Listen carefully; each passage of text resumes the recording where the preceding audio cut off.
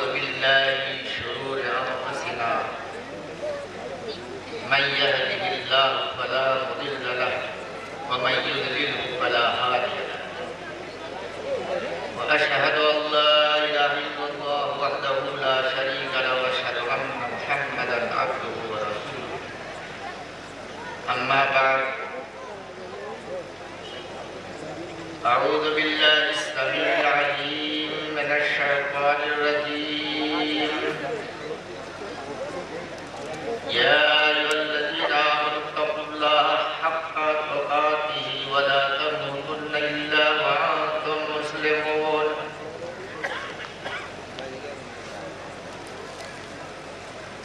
يا أيها الناس إنا خلقناكم من ذكر يا أيها الناس اتقوا ربكم الذي خلقكم من نفس واحدة وخلق منها زوجها وبث منهما رجالا كثيرا ونساء واتقوا الله الذي تساءلون به والأرحام إن الله كان عليكم رقيبا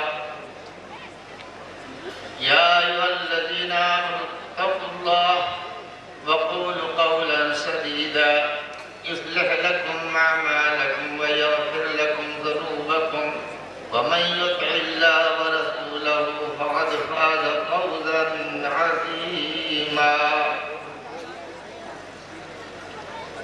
وبعد فإن خير الحديث كتاب الله وخير الهدي هدي محمد صلى الله عليه وسلم وشر الأمور محدثاتها وكل محدثة بدعة وكل بدعة ضلالة وكل ضلالة في النار وقال الله تعالى يا أيها الناس إنا خلقناكم من ذكر وأنثى وجعلناكم شعوبا وقبائل لتعارفوا إن أكرمكم عند الله يتقاكم إن الله عليم خبير عن أنس بن مالك رضي الله تعالى عنه قال قال رسول الله صلى الله عليه وسلم إذا تزوج العبد فقد استكمل نصف دينه فَلْيَتَّقِ اللَّهَ فِيمَا بَقِيَ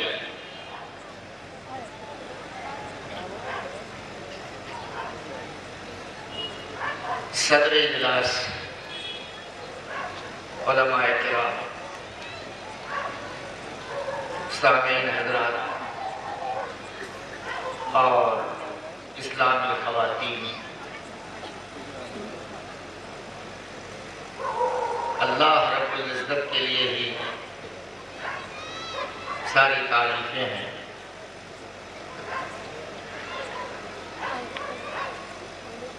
جو اس کائنات کا تنہا خالق مالک اور رازق ہے اور جس نے انسان کو سب سے بہترین مخلوق بنایا اشرف المخلوقات کے لقب سے نوازا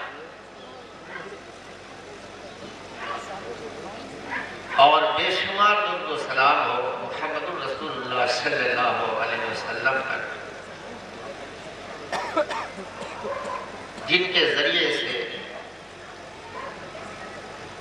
ہم تک اسلام پہنچا اور ہم لوگ آج حلقہ بگوش اسلام یہ اللہ کا بہت بڑا احسان و کرم ہے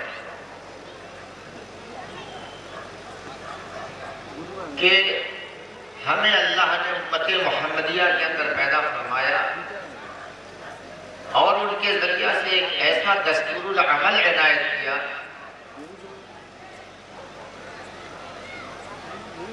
جس دستور العمل پر زندگی گزار کر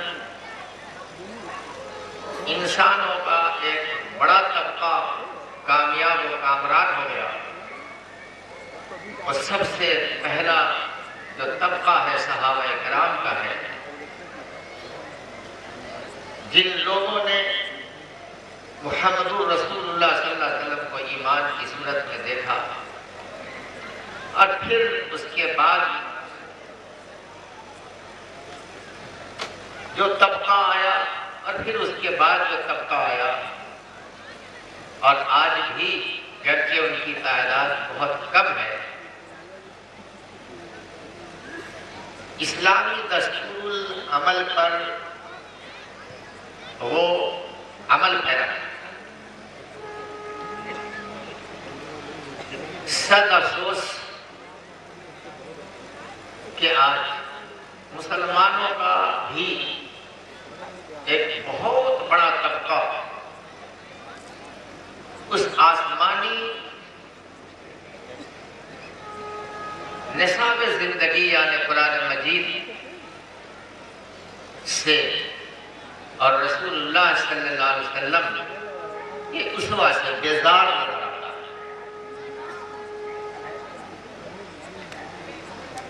جہاں ہمارے معاشرے میں بہت ساری برائیاں آئی ہیں، رسم و رواج نے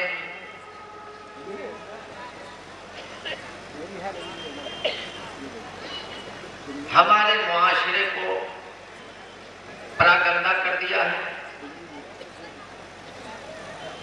یہاں تک کہ دوسری قومیں بھی ہماری طرف انگشت نمائی کرتی ہیں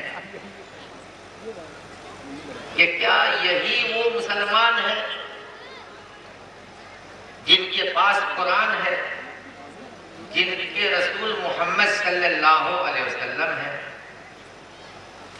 کوئی مطابقت نظر نہیں آتی۔ آج کے اکثر مسلمانوں کی زندگی اور قرآن و حدیث سے ان دونوں کے اندر کوئی تال میل کا عطا پتہ نہیں۔ ہمارے معاشرے میں آج نکاح کا جو معاملہ ہے،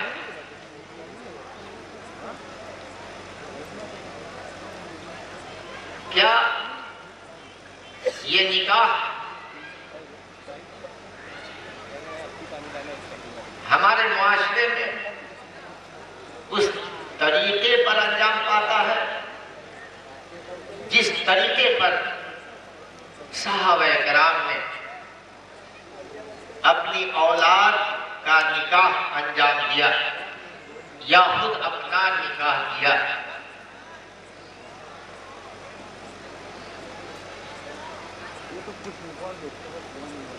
لوگوں، یہ نکاح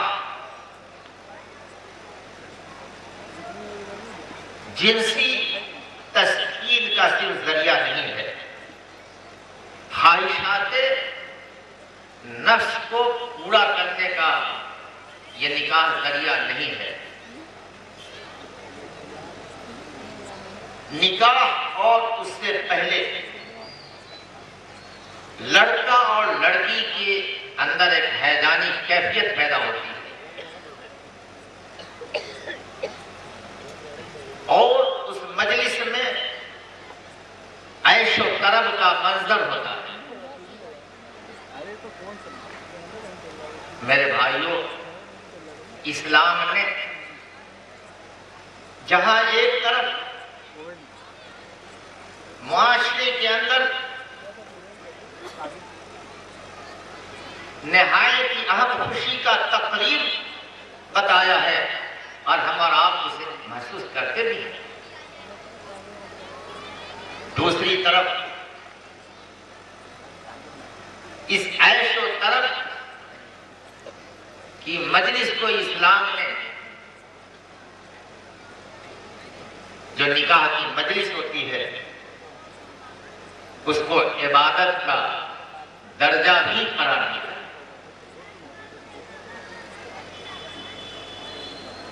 نکاح ایک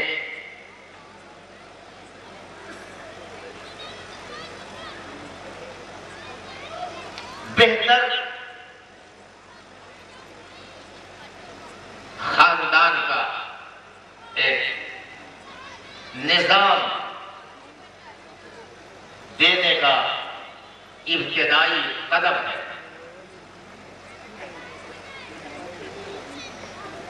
نکاح کے ذریعہ انسانی معاشرے میں ایک پاکیزہ ماحول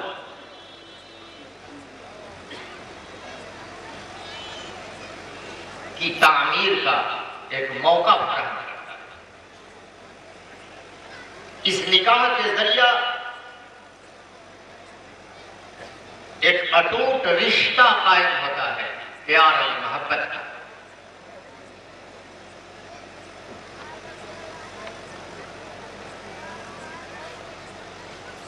جب آپ جانتے ہیں کہ جب کوئی بھی کام رسول اللہ صلی اللہ علیہ وسلم کے طریقے پر ہوتا ہے اس میں عبادت کا ثواب ملتا ہے۔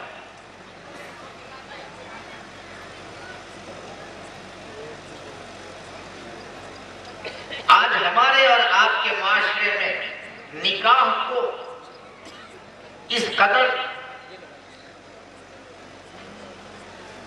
بھاری بھرکم ایڈوینچرس ٹاسک گویا ایک مہم سر کرنے والا مسئلہ اور معاملہ بنا دیا کہ اکثر گھروں میں جوان بیٹیاں بیٹھی ہوئی ہیں۔ ہمارے اور آپ کے طرز نکاح کی وجہ سے زنا عام ہو رہا ہے۔ نکاح کو مشکل کر لیا اور آج کا معاشرہ زنا کو عام کرنے کا سبب بن گیا۔ کتنے افسوس کی بات ہے کہ ہم لوگ اس نبی کی امت میں ہیں جن کی شخصیت کائنات کے اندر آدم سے لے کر اور قیامت کی صبح تک جتنا انسان جنم لے گا اس میں سب سے عظیم شخصیت آپ صلی اللہ علیہ وسلم۔ آپ نے ایک مثالی معاشرہ کی تشکیل کی عرب کے اندر، اور جن لوگوں کی تربیت ہوئی اس معاشرے میں وہ اپنی اپنی جگہ پر اصلاحی کاموں کے ایک انجمن تھے۔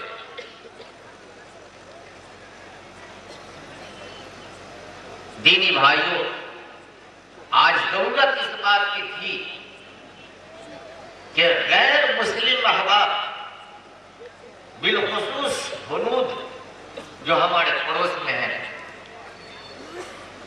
ان تک ہم اس پاکیزہ عمل کا ایک ایسا نمونہ پیش کرتے تو اسلام کی طرف مائل ہوتے اور راغب ہوتے۔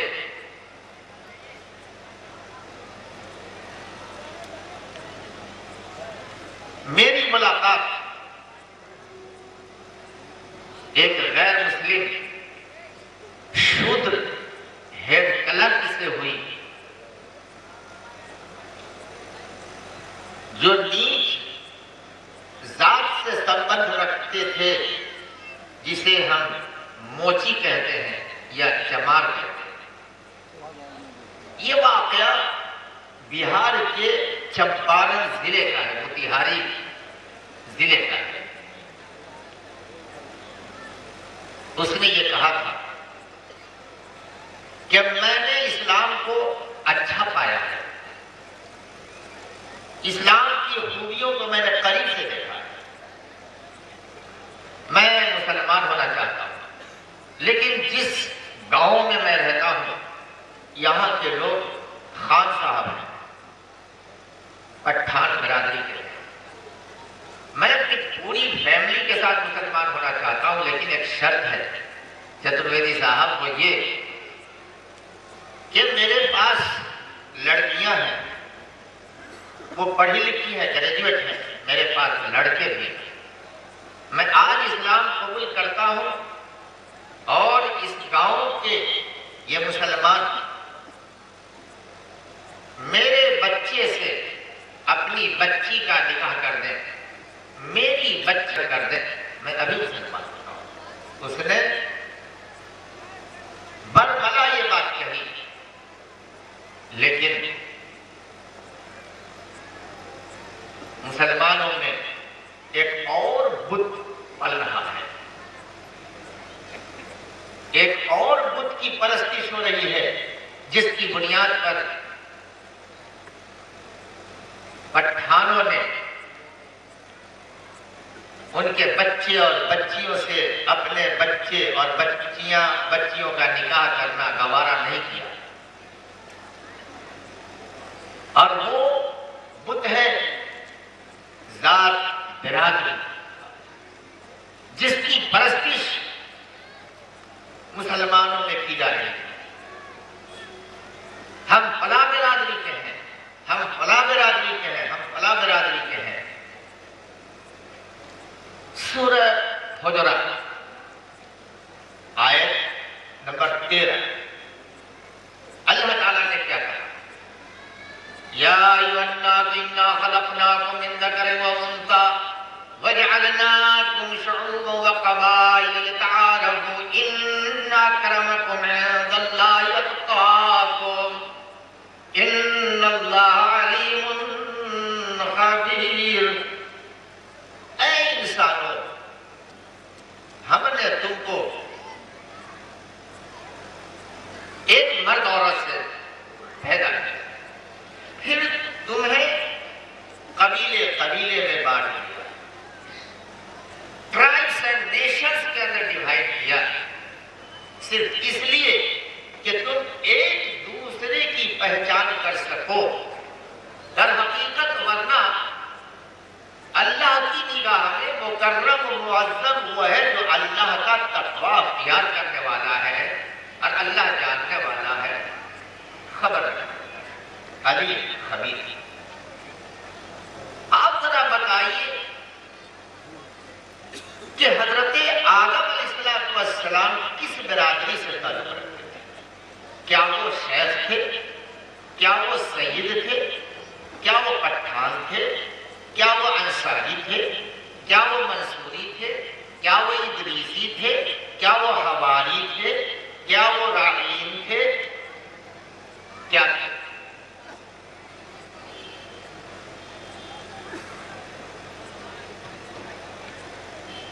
بنیاد جو ہمارے اندر اس بات کی پڑی کہ ہم اونچے خاندان سے تعلق رکھتے ہیں، اس کا کوئی جواز قرآن اور حدیث کے اندر نہیں ہے۔ اصل بات ہے تقویٰ۔ برادری، ٹرائبس، نیشنز، قبیلے، خاندان، یہ اونچ نیچ کا بھید بھاؤ اور تفریق کرنے کے لیے نہیں ہے، صرف پہچان کے لیے، تعارف کے لیے۔ میرے بھائی، اس موچی ہیڈ کلرک جو بلاک میں ہیڈ کلرک تھا، اس نے کہا، جب میں نے یہ پوچھا کہ اگر یہ پٹھان لوگ آپ کے بچے اور بچیوں سے شادی نہیں کریں گے تو آپ کا کیا رول ہوگا؟ تو انہوں نے یہ کہا کہ میں جس طرح سے چاہوں اپنی ہی برادری میں ابھی جو میں ہوں ان بچوں کے روا کو نپٹالوں، ڈسپوزل کر لوں، پھر میں تنہا مسلمان ہو جاؤں گا اور میں حج کو بھی جاؤں گا۔ اس کے بعد کے حالات مجھے نہیں معلوم۔ اس طرح کے بہت سارے واقعات ہیں۔ یہ اتنا بڑا ٹاپک اور ایک ٹاپک مسلمانوں آپ نے یہ بنا دیا ہے اور اس کا تقریر کرنے کی ضرورت پڑتی ہے۔ حالانکہ اس نکاح کے طریقے کو کون مسلمان نہیں جانتا؟ نکاح کیسے کرے ہر مسلمان جانتا ہے، لیکن اس پر تقریر کرنا یہ تضییع اوقات ہے، wastage of time, wastage of energy, wastage of ability and wastage of money.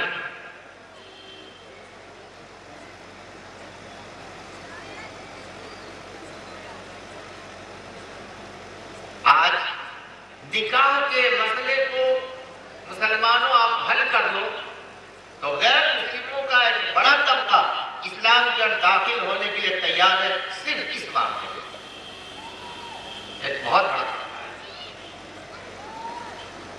لیکن ہم ہیں کہ ہماری ناک نیچی نہیں ہونی چاہیے۔ میرے بھائیوں، کس کس چیز کا علاج کیا جائے؟ سب سے پہلے آئیے محمد الرسول اللہ صلی اللہ علیہ وسلم نے خطبہ نکاح کے اندر 3 مختلف قرآن کی صورتوں سے آیات انتخاب فرماتے ہیں، اور ان آیات میں 4 مقامات پر تقویٰ کا لفظ آیا ہے۔ اچھی طرح سے سمجھیے اس چیز کو۔ 4 دفعہ ان آیات میں تقویٰ کا لفظ آیا ہے، اور ایک حدیث جو میں نے پڑھی ہے طبرانی کی، اس کے اندر ہے حضرت انس بن مالک رضی اللہ تعالیٰ عنہ کہتے ہیں کہ اذا تزوج العبد فقد استكمل نصف دینه فليتق الله فيما بقي۔ حضرت انس بن مالک رضی اللہ تعالیٰ عنہ فرماتے ہیں کہ فرمایا رسول اللہ صلی اللہ علیہ وسلم نے کہ جس کسی مرد نے، جس کسی بندے نے نکاح کیا تو اس کا نصف دین یا نصف ایمان مکمل ہو گیا۔ اللہ، نصف نکاح کرنے والے آدمی کا آدھا دین آدھا ایمان گویا مکمل۔ وہ مومنٹ، وہ لمحہ، وہ پل، وہ چھڑ کہ ایک آدمی نکاح کرتا ہے، اس وقت اس کا آدھا دین آدھا ایمان گویا مکمل ہو جاتا ہے۔ اور آگے کے بارے میں اللہ کے رسول صلی اللہ علیہ وسلم فرماتے ہیں فَلْيَتَّقِ اللَّهَ فِيمَا بَقِيَ۔ اب اس کے بعد سے جو تمہاری زندگی بچی ہے، اس زندگی میں اللہ کا تقویٰ کیا۔ آدھا ایمان یہاں پر کمپلیٹ ہے، باقی جو زندگی تمہاری ہے اس میں بھی اے دولہا، اے دلہن، تم اپنی زندگی ڈر ڈر کر گزارنا، ڈر ڈر کر قدم اٹھانا۔ تقویٰ کا لفظ اللہ کے نبی صلی اللہ علیہ وسلم نے یہاں استعمال کیا۔ اور وہ آیت سورہ آل عمران آیت نمبر 102، اللہ تعالی نے اس آیت میں کیا فرمایا، اور اس پاکیزہ عمل کے موقع پر اللہ کے نبی صلی اللہ علیہ وسلم نے اس آیت کا انتخاب فرمایا. کہا اے ایمان والو اللہ کا تقوی اختیار کرو جیسا کہ اس سے تقوی اختیار کرنے کا اس کا حق ہے، اور مرتے دم تک مسلمان بنے رہو، استقامت اختیار کیے رہنا، اللہ کا ڈر رکھو. عموماً تقوی لفظ کا مفہوم لفظ ڈر اردو میں کر کے ادا نہیں کیا جا سکتا، اس کا ترجمہ ڈر کر کے ادا نہیں کیا جا سکتا. تقوی ایک بڑا جامع لفظ ہے، اس کے اندر بڑی گہرائی ہے اور وسعت ہے. ورنہ ڈرنے کے لیے ڈر کے معنی میں قرآن نے کئی الفاظ استعمال کیے ہیں. کہیں تو خوف اللہ نے استعمال کیا ڈر کے لیے، کہیں خشیت استعمال کیا ہے، اور کہیں انذار استعمال کیا ہے. ڈرنے کا جہاں تک سوال ہے، تقوی کا معنی بھی لوگوں نے ڈر کیا ہے. دراصل تقوی کا لفظ اتنا جامع ہے کہ آپ اس طرح سے سمجھیں کہ تقوی یہ ہے کہ انسان تنہائی میں ہو یا مجمع میں ہو، یا روشنی میں ہو یا تاریکی میں ہو، یا دفتر میں ہو یا کھیت میں ہو یا بازار میں ہو، کہیں بھی ہو، وہ باپ کی حیثیت سے ہو، وہ بیٹا کی حیثیت سے ہو، وہ کسی پوزیشن میں ہو، کوئی سا اسٹیٹس اس کا معاشرے اور سماج کے اندر، وہ شخص اپنی رضا و رغبت سے اللہ کی اطاعت بحسن و خوبی انجام دے، اطاعت کرے اللہ کی، اور اللہ کی معصیت سے بچتا رہے، یہ تقوی ہے. پوری زندگی میں. پھر اللہ تعالیٰ نے دوسری آیت جو سورہ نساء کان علیکم رقیبا، اے انسانوں اللہ کا تقوی اختیار کرو، یعنی کوئی قدم اللہ کی نافرمانی میں نہ اٹھاؤ. اس اللہ سے ڈر ڈر کے قدم اٹھاؤ اور چلو جس اللہ نے ایک نفس سے پیدا کیا تم کو اور اسی سے اس کا جوڑا بنایا. ایک نفس کو اور اسی سے بھی جوڑا بنایا اور اس سے مرد عورتوں کو پھیلا دیا. اور اس اللہ کا تقوی اختیار کرو جس اللہ کے نام سے تم ایک دوسرے سے سوال کرتے ہو، حق مانگتے ہو. اور دیکھو رشتہ توڑنے سے بھی بچنا، اس سے بھی ڈرتے رہنا، یہ کبیرہ گناہ ہے. اور جو کچھ تم کر رہے ہو اللہ تبارک تعالیٰ واچفل ہے تمہارے، وہ نگہبان ہے، وہ تم سے بے خبر نہیں ہے. اور سورۃ الاحزاب کی آیت نمبر 70 اور 71 اس کا ترجمہ بھی بس کر کے میں آگے بڑھتا ہوں. یا ایھا الذین آمنوا اتقوا اللہ وقولوا قولا سدیدا، ایمان والو مسلمانوں سیدھی بات کرو، صاف ستھری بات کرو، سچی بات کرو. جب تم صاف ستھری بات کرو گے، یہ دلہا کو بھی کہا جا رہا ہے، دلہن کو بھی کہا جا رہا ہے، اور حاضرین مجلس کو بھی کہا جا رہا ہے کہ تم اس دواجی زندگی میں سیدھی بات رکھنا، معاملات کو سیدھا رکھنا، سیدھی بات کرنا، صاف ستھری بات کرنا، دھوکہ دھڑی کی بات نہ کرنا، فساد مت کرنا. اللہ تعالیٰ تب تمہارے اعمال کو سدھار دے گا، تمہارے گناہ کو معاف کر دے گا، تمہارے اعمال کو گناہوں کو معاف کر دے گا. اور یہ بڑی کامیابی ہے، کامیاب ہو جاؤ گے. گویا تقوی کا بار بار ریپیٹیشن، اعادہ کرنے والی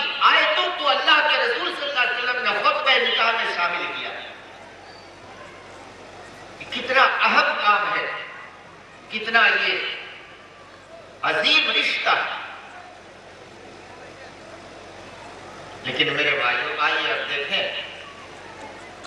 ہم لوگوں نے اس نکاح کو جو اتنا سادہ اتنا آسان ہے اس کو کتنا ہم نے کب اور کس قدر مشکل امر بنا دیا ہے کہ سمجھ میں بات نہیں آتی ہے کہ کیا مسلمان اپنی اصلاح کر سکے گا؟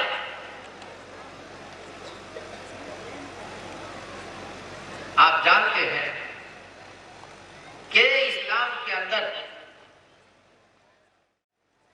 نکاح کا طریقہ کتنا آسان ہے۔ عن ابی ہریرہ عن النبی صلی اللہ علیہ وسلم قال تنكح المرأة لأربع لمالها ولحسبها ولجمالها ولدينها فاظفر بذات الدين تربت يداك۔ اللہ، حضرت ابو ہریرہ سے روایت ہے، کہتے ہیں کہ اللہ کے نبی صلی اللہ علیہ وسلم نے فرمایا کسی عورت سے نکاح 4 باتوں کی بنا پر کیا جاتا ہے۔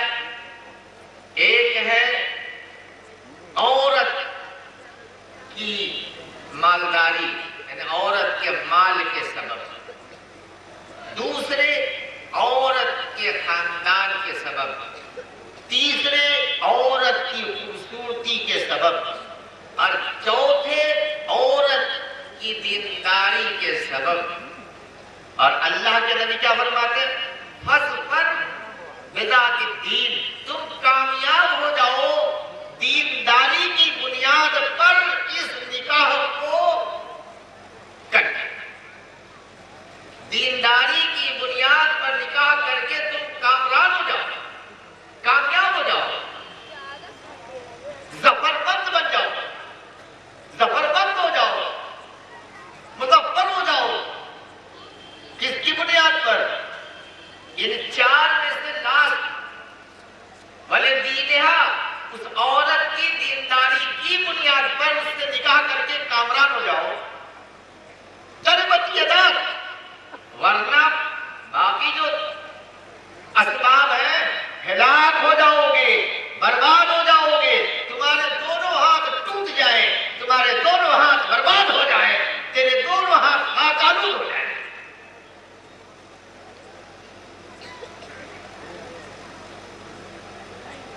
میرے بھائی بات یہ بہت ہے، ذرا سوچو، دنیا کی سب سے عظیم شخصیت امام کائنات محمد الرسول اللہ صلی اللہ علیہ وسلم کی ہے، ان کا طریقہ نکاح آج مسلمانوں کو اچھا نہیں لگتا، اس سے نفرت ہے، اس طرح کے نکاح سے۔ حضور اقدس صلی اللہ علیہ وسلم کی 4 بیٹیاں، آپ ذرا ہمیں بتائیے حضرت رقیہ اور حضرت ام کلثوم رضی اللہ تعالیٰ عنہما کو کسی حدیث سے، کسی تفسیر سے، کہیں سے آپ بتا دیجئے کہ محمد رسول اللہ صلی اللہ علیہ وسلم ان دونوں بیٹیوں کو جہیز دیا ہو۔ ہاں، حضرت زینب رضی اللہ تعالیٰ عنہ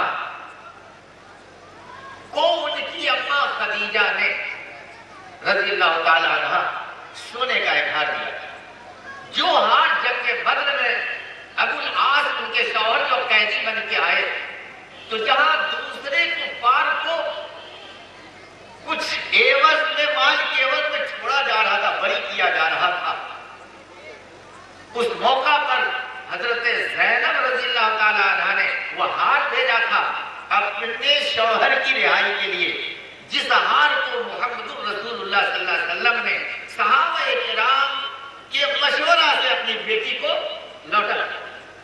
یہ تینوں گئے، تین بیٹیوں کے نکاح کا معاملہ ہو گیا، کہیں سے جہیز بتائیے، ثابت کیجئے۔ چوتھی بیٹی بچی حضرت فاطمہ رضی اللہ تعالیٰ عنہ۔ اب کچھ کہیں مولوی صاحب ایسی بھی تقریر کرتے ہیں کہ حضور اکرم صلی اللہ علیہ وسلم نے حضرت فاطمہ کو جہیز دیا تھا. عقل کے کوڑے. ذرا سوچو, حضرت علی اور حضرت فاطمہ دونوں کے گارڈین محمد رسول اللہ صلی اللہ علیہ وسلم ہیں. جب آپ نے اپنی بیٹی فاطمہ کا نکاح کا ارادہ فرمایا حضرت علی سے, تو کیا پوچھا تھا؟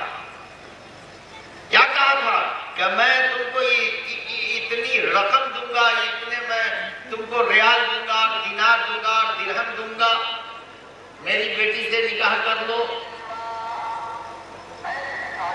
اور اتنا جہیز میں تم کو دوں گا. میرے بھائی, بات دراصل یہ ہے, کہا کہ مہر کے لیے تمہارے پاس کچھ ہے مہر دینے کے لیے؟ کہا کہ ایک ڈھال تو ہے. کہا کہ وہی ڈھال مہر میں دے دو.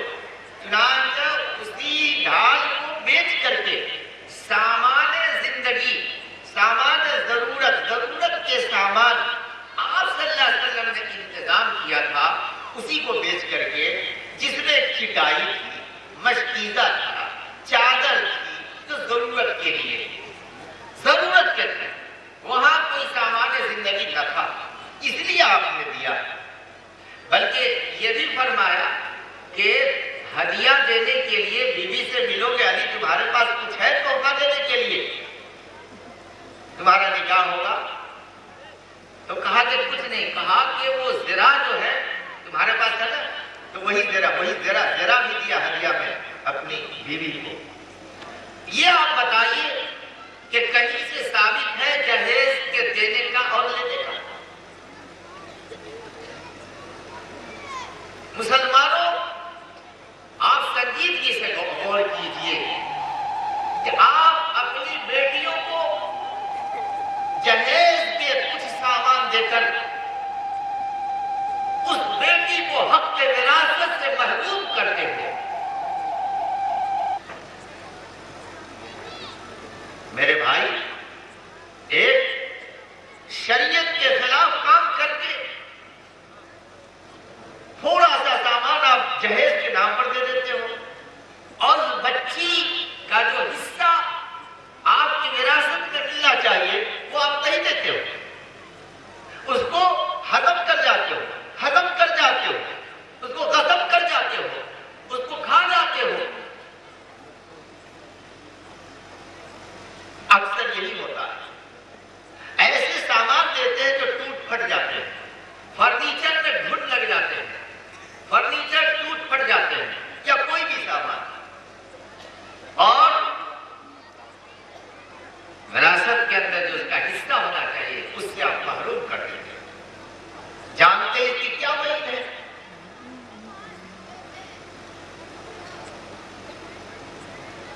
آپ بہنوں کو حصہ دیجئے. سورہ نساء آیت نمبر 7 میں اللہ تعالیٰ نے فرمایا ہے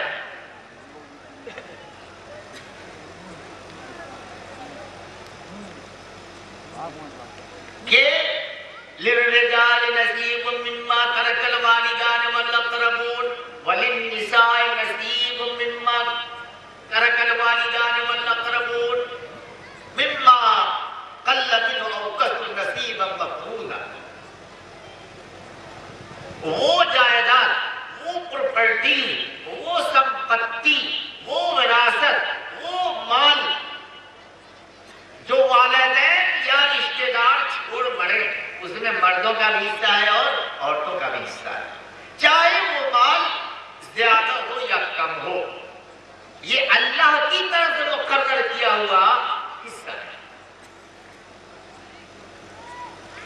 اور اگر پھر دینا بھی ہے آپ کو, آپ دیکھیے اسی سورہ نساء کے اندر ہے یوصیکم اللہ فی اولادکم للذکر مثل حظ الانثیین. 11 نمبر کی آیت میں ہے اللہ تم کو حکم کرتا ہے کہ لڑکے مرد کا حصہ, لڑکے کا حصہ 2 عورتوں 2 لڑکیوں کے برابر ہے. مطلب آدھا مرد کا آدھا عورت کا ہوگا, بھائی سے آدھا بہن کا حصہ ہوگا. یہ حق ادا نہیں کرتے ہو. اور اللہ تعالیٰ اس کے لیے وعید فرماتا ہے کہ اگر کوئی شخص اللہ کی حد کو توڑتا ہے وَمَن يُطِعِ